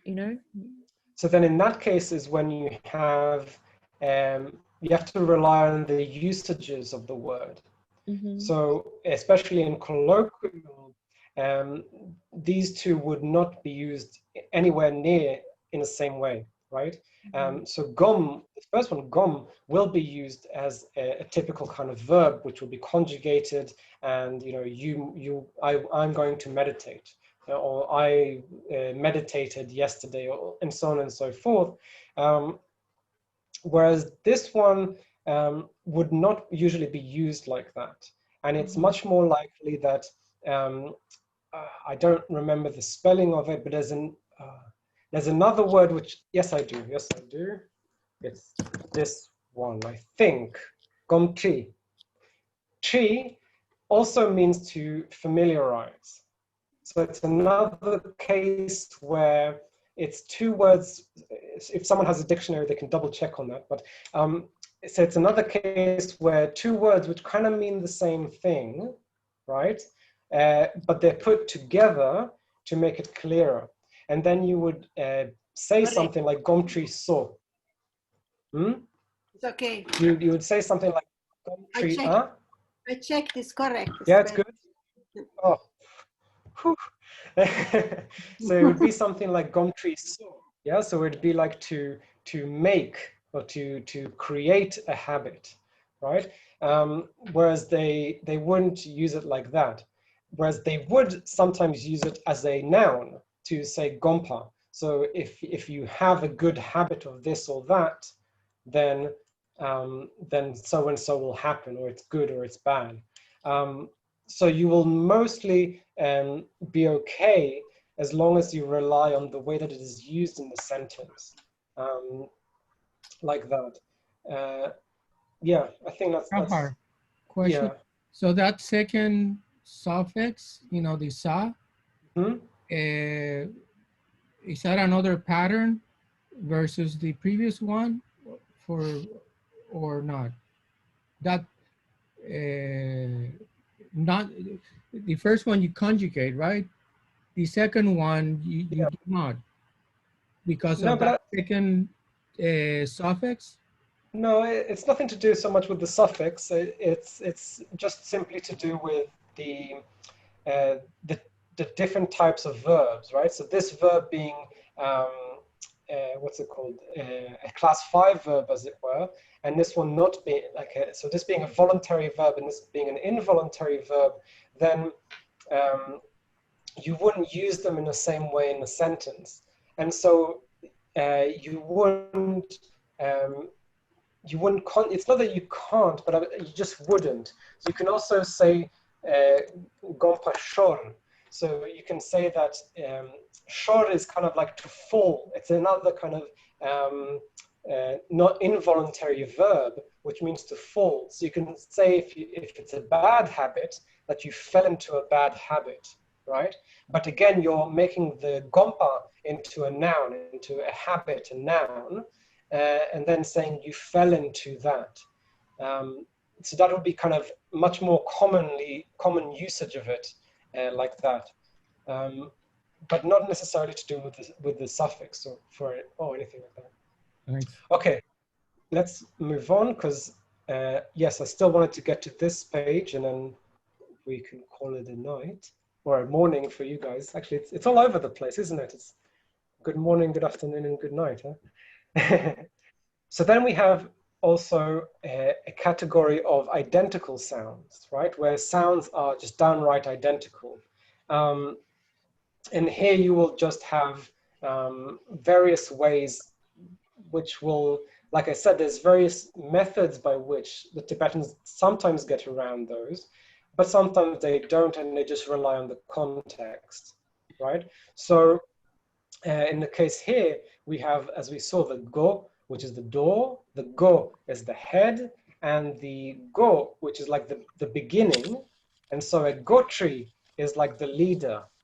You can also use it nowadays as like the boss or someone of the office, but it's the person who leads from the front, as it were, from the beginning. So they're the go tree. And it's the same one that we used over here, where we have gotsu. So this is like, tsuk is like to plant the foot down or to kind of, to kind of put the foot down, right? So it's to put the foot down in the start. So it means to begin, like that. So mainly the go and the go you would understand just by the context, right? Whereas this one you would just understand by the way that it's paired up with something else. I don't think I've ever seen the go being used by itself. I don't know. There is also a go with the sa. I didn't put it in there. It should maybe have been here somewhere. But that would fall under a similar sound, not an identical sound, where you have gurpa, and that's to be dirtied by something, right? But that's something quite different altogether. Then you have something which is very hilarious for the Tibetans. This is the difference between yu and yu, right? These two, this yu and yu. And if you ever get the chance, ask a Tibetan to tell you the story of Akutempa. Akutempa is like a literary figure who, there's loads and loads of stories, basically, and they're all hilariously funny for the Tibetans, but leave you head scratching, I'm afraid, most of the time. So this happened once, and so the teacher was in the habit of spending one day a week telling us an Akutempa story. And this one he liked so much that it became a long-running joke for him, and he would just be like, he would just be continually making that joke, and we would be kind of, smiling, obligatory smile, basically. Yu is a type of roasted barley, so it's kind of like a snack that I think you just roast the barley, but you still have it whole, and you kind of eat that. So it's kind of some kind of a snack. Whereas yu, we all know, is the verb to be or to have. So I'm not going to tell you the whole story, but just the punchline, as it were, was, there's Akutempa, who's like the trickster, and he goes onto the boat for the ferry crossing, and the boatman asks him, do you have any money to pay? So Akutempa says, yu, yeah?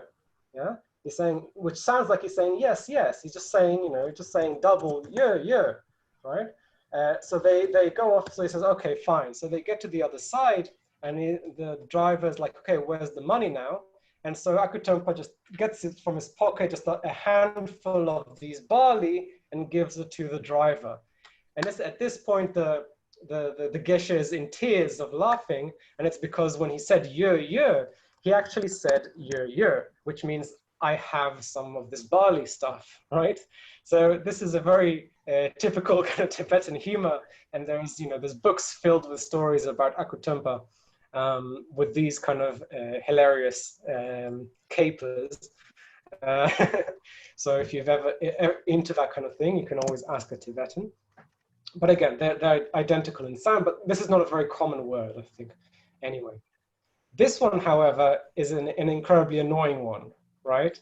This is a very, very annoying one because Tokpa, they sound identical, right? There's no difference in the sound there. They're Tokpa and Tokpa.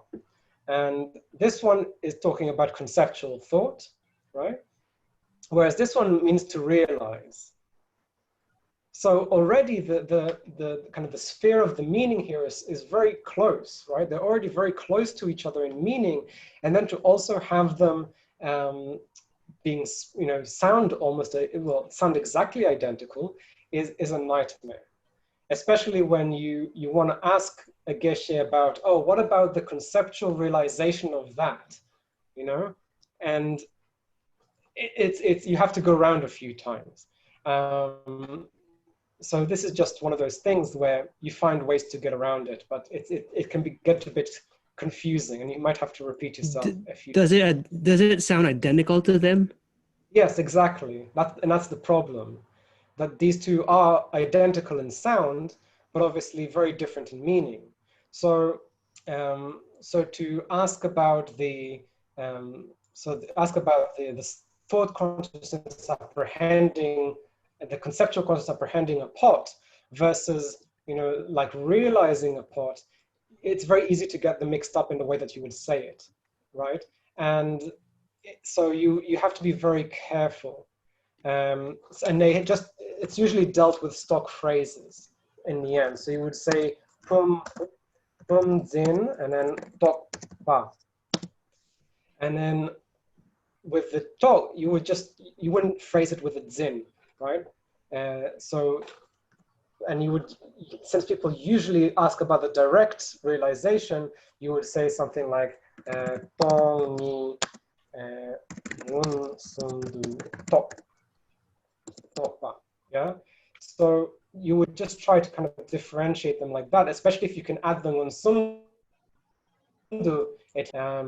And then with this talk, to always just phrase it in a stock phrase, which comes from the Dura and comes from the Lorik text, where you will always have it phrased like something zin tokpa.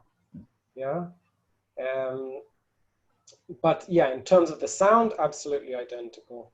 Absolutely annoyingly identical. Then the last ones is this gurpa, which we saw before, the kneading.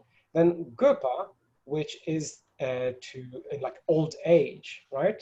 Gurpa and shiwa, right? The old age. And then you have gurpa, which is to be dirtied by something. But again, these you will usually understand through context, right? Even though they sound identical, you will usually understand them by context. Okay, let's move on because I still want to do all this. Now here are these pronunciation oddities which I mentioned before about sounds that do flow into each other, right?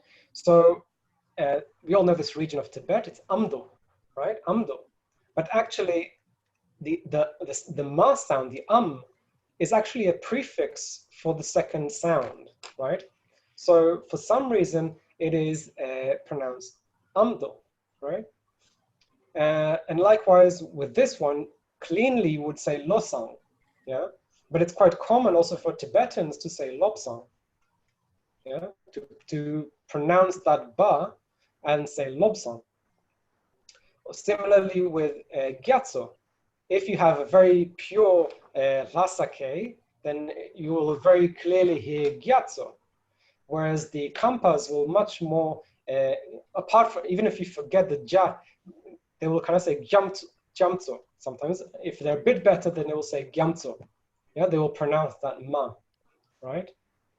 So these are all examples kind of just where they do kind of bleed into each other. And it tends to happen when you have an open sound, right? As the first word or first sound is kind of left open. And then the prefix or the ngunjuk of the next sound kind of gets added onto it, right? Should I be keeping an eye on the chat thing? Oh, okay. So again, don't worry too much if you're struggling. I couldn't read it all, but I mean, the main thing to take out of this so far is just about the sounds mainly. So whether you remember all these words and the meaning of these words and all that, don't worry about that so much. That's just familiarity, yeah? So you can get some good gomming. But mainly the thing to get out of here is the pronunciations and the sounds, right? Like that. So this is for the first three, but also you find it in colloquial constructions, right? Where you have, if you was to say it very intentionally clearly, you would say draw, I can't even say it, draw de ye, right? To clarify them from each other, you would say draw de ye. And that means that I want to go somewhere, right? But more often, this part will bleed into each other and actually become drundunye, where it's almost like you're adding a na sound here for some reason, right? Or before it also almost becomes like it's a drundunye, right? Why? It's just a pronunciation peculiarity, I think, right? It's just that people who speak find it more comfortable than saying draw de ye, which again is a bit, it doesn't flow, then it becomes drun de ye, right? So again, don't worry about the meaning so much, but just this appreciation for these bleeding of the letters. Then there's the non-pronunciations of genjuks and youngjuks. So quite often in the colloquial, you don't really pronounce the genjuks. Sometimes you do, don't get me wrong, but quite often they don't get sounded out. They only cut the sound cleaner. They cut the sound sooner. So when you say sho, right? Today I was translating online and the geshe was having tea, and so he said to me, "Oh, I'm sorry, I can't offer you any tea. You'll just have to pretend." So then I joked by saying, "Oh, I'm going to pray." So this is the same thing from the prayer. They say, "Oh, cha shimpo yongwa sho." Yeah, so it's may there be very tasty tea. So this particle at the end, which you may have heard in many prayers, this yongwa sho or and so forth, it's like it's may it be like that, may it become. But even when we learned it from the prayers, and you kind of just say sho, yeah, you don't really say the shog, yeah, you don't really pronounce a shog. And so likewise, you get an instance where these three sounds, these three words can actually be pronounced identically, right? If you just have the la and then you have la, so cleanly you would pronounce it la, yeah, which is to say something in colloquial, just la. But especially if you talk to the Tibetan youngsters who are speaking a lot of slang, then you will not see a distinction between these two. Yeah, they will say things like la in ba, and it's like la, and it's at first I was very confused, but actually they're saying, oh, I said this and he said that, and it's like la, but it's actually la. And similarly, we all know this one from the honorific particle of la, yeah, so geshe la, and we rarely say lak, we don't pronounce that. Okay, I gotta hurry up now. Similarly with peb, yeah, so peb is the honorific for come, for to go or to come, but usually we'll just say kalepe, yeah. And similarly with staying, right, the opposite of to stay somewhere, then it's kaleshu. It's a bit shorter, but you don't say shu, you don't say shug, it's shu. Then you have, this is particularly gonna be strange, the pure classicists, because here you have the question thing of where, yeah, and it's very tempting to say kapar, but if you say kapar, I understand your phone, right? because it's kapar, right? Whereas this will always, always be pronounced as kawa, right? It will always be pronounced as kawa, yeah, as if it is kawa. So then when you say kawa drogi, some people will say the kapar, but it's in my experience, at least in the Dharamsala area, at least, let's say I've never heard anyone saying kapar, even though it's kind of reported to be kind of very clean Lhasa dialect. Maybe I just haven't met people who speak that particular very clean Lhasa dialect, or I don't know, but it's always kawa, kawa, kawa, kawa, like that. Similarly with this particular one, where the she again gets this weird na sound, so it becomes shengi me. Yeah, so instead of being she, it almost sounds like it becomes shengi me. Yeah, and again, I think it's ease of pronunciation, but also it's differentiated from she, yeah, which is to speak. Yeah, so in order to differentiate those two more clearly in conversation, I think, then one would be shegime, and one would be shengime, with this almost like, actually it's more like a nga sound, shengime, right? And then you have complete oddballs like this one, which if anyone can pronounce it in the colloquial, I'll applaud them, right? Because you would think, oh, I know, that's kukien, right? Kukien. But actually that's pronounced kuchi. Sometimes even kuch, right? So usually you would double up on it, right? You would say it twice, and you would say kuchi kuch, right? Which from Hebrew sounds, that's the sound you make when you're tickling someone in Hebrew. So to me, it always sounds hilarious. But kuchi kuch actually means please, right? It's a very polite way to say please. Oh, please do this and that. Yeah, so it's kuchi kuch. So I don't know why, but like that. Okay, very quickly. This bit, and then this will move on to the next class. Just a note about the regional dialects, which we talked a little bit about before, in that most of what we learn in the classical pronunciation is the way that very pure Lhasa dialect would be spoken, right? And again, nowadays to find that would be very difficult. Because again, the minute you step out of Tibet, the minute you step out of Lhasa and the Utsang region in general, then you're going to find something different. But especially you go so far as India, then the dialects and the accents have changed dramatically. Whereas, the Kam dialect and then the Amdo dialect and accents are very, very different. I'm not even going to begin with the Amdo because that's the most difficult one. But I have a lot of experience with the Kam dialect, and then they make things even more difficult by kind of switching their gya and ja sounds, right?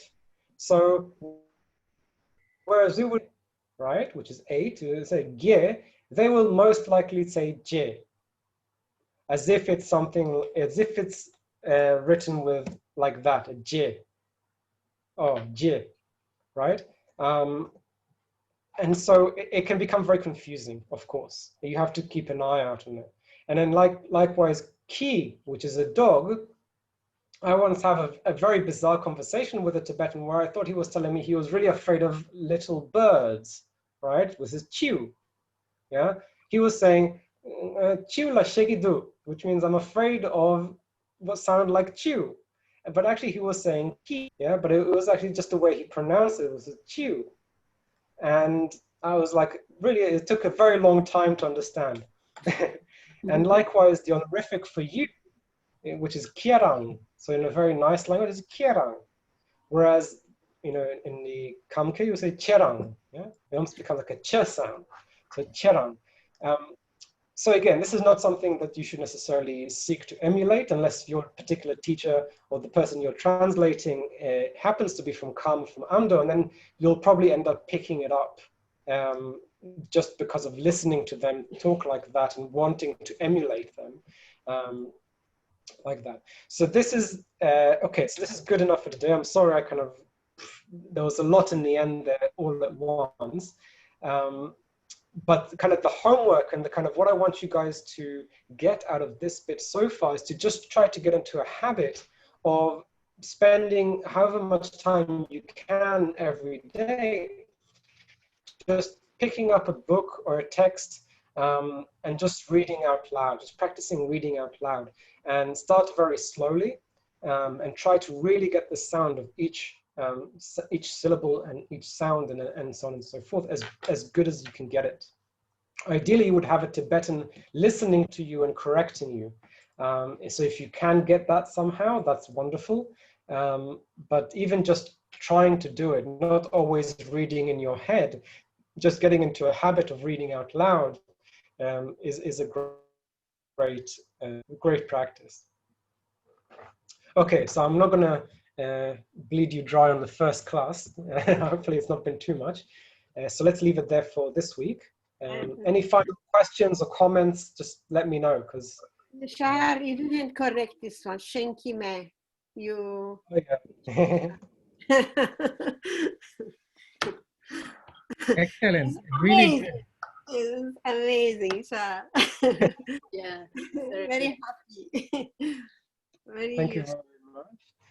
very much. And yeah, so I'm going to try and continue kind of like this. This was more basic. I had a plan to kind of just look over the rhythm and the way that you read and you pause in the text, but we can do that at the beginning of next week's lesson. I just kind of picked random texts, random bits of text that we can look at to see how you read out loud. One of the most difficult bits is to know where to pause, right? And especially, and this is from Uma Gompa Rapsel, and you get like half-page sentences and you run out of breath because you don't know when you're supposed to take an in-breath anymore, because it just keeps going and going and going and going. So it's good to kind of know how to do that. And afterwards, we're going to go into spelling. And then after that, I want to start with the actual grammar and to see how we can look at the colloquial grammar itself. So that's kind of the plan. Let's see how it works out. Do you mind, Shahar, putting this up on the Moodle where you put the other things? To keep an eye on the Moodle, because I'm going to put up conversations, which hopefully next week also will.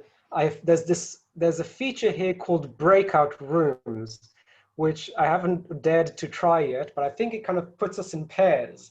So I might provide like a conversation in Tibetan, and we'll go in pairs and just practice having that conversation, reading it to each other and trying to practice like that out loud. We'll see how that works. But I'm going to be putting up these notes up there, and I'm going to be there's a few resources up there.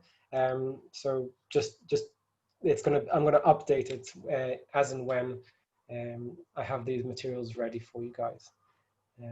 Like that. Yeah. This is brilliant, brilliant. All right. Brilliant. All right, so let's make sure you guys have a break. Sorry, I talked to your ears for 2 hours straight. It's no problem. I'm just kind of realizing that because Zoom thinks that you're Bill, I think that it's okay for you to attend his class, but I think you'll have to attend in your guise as your real person.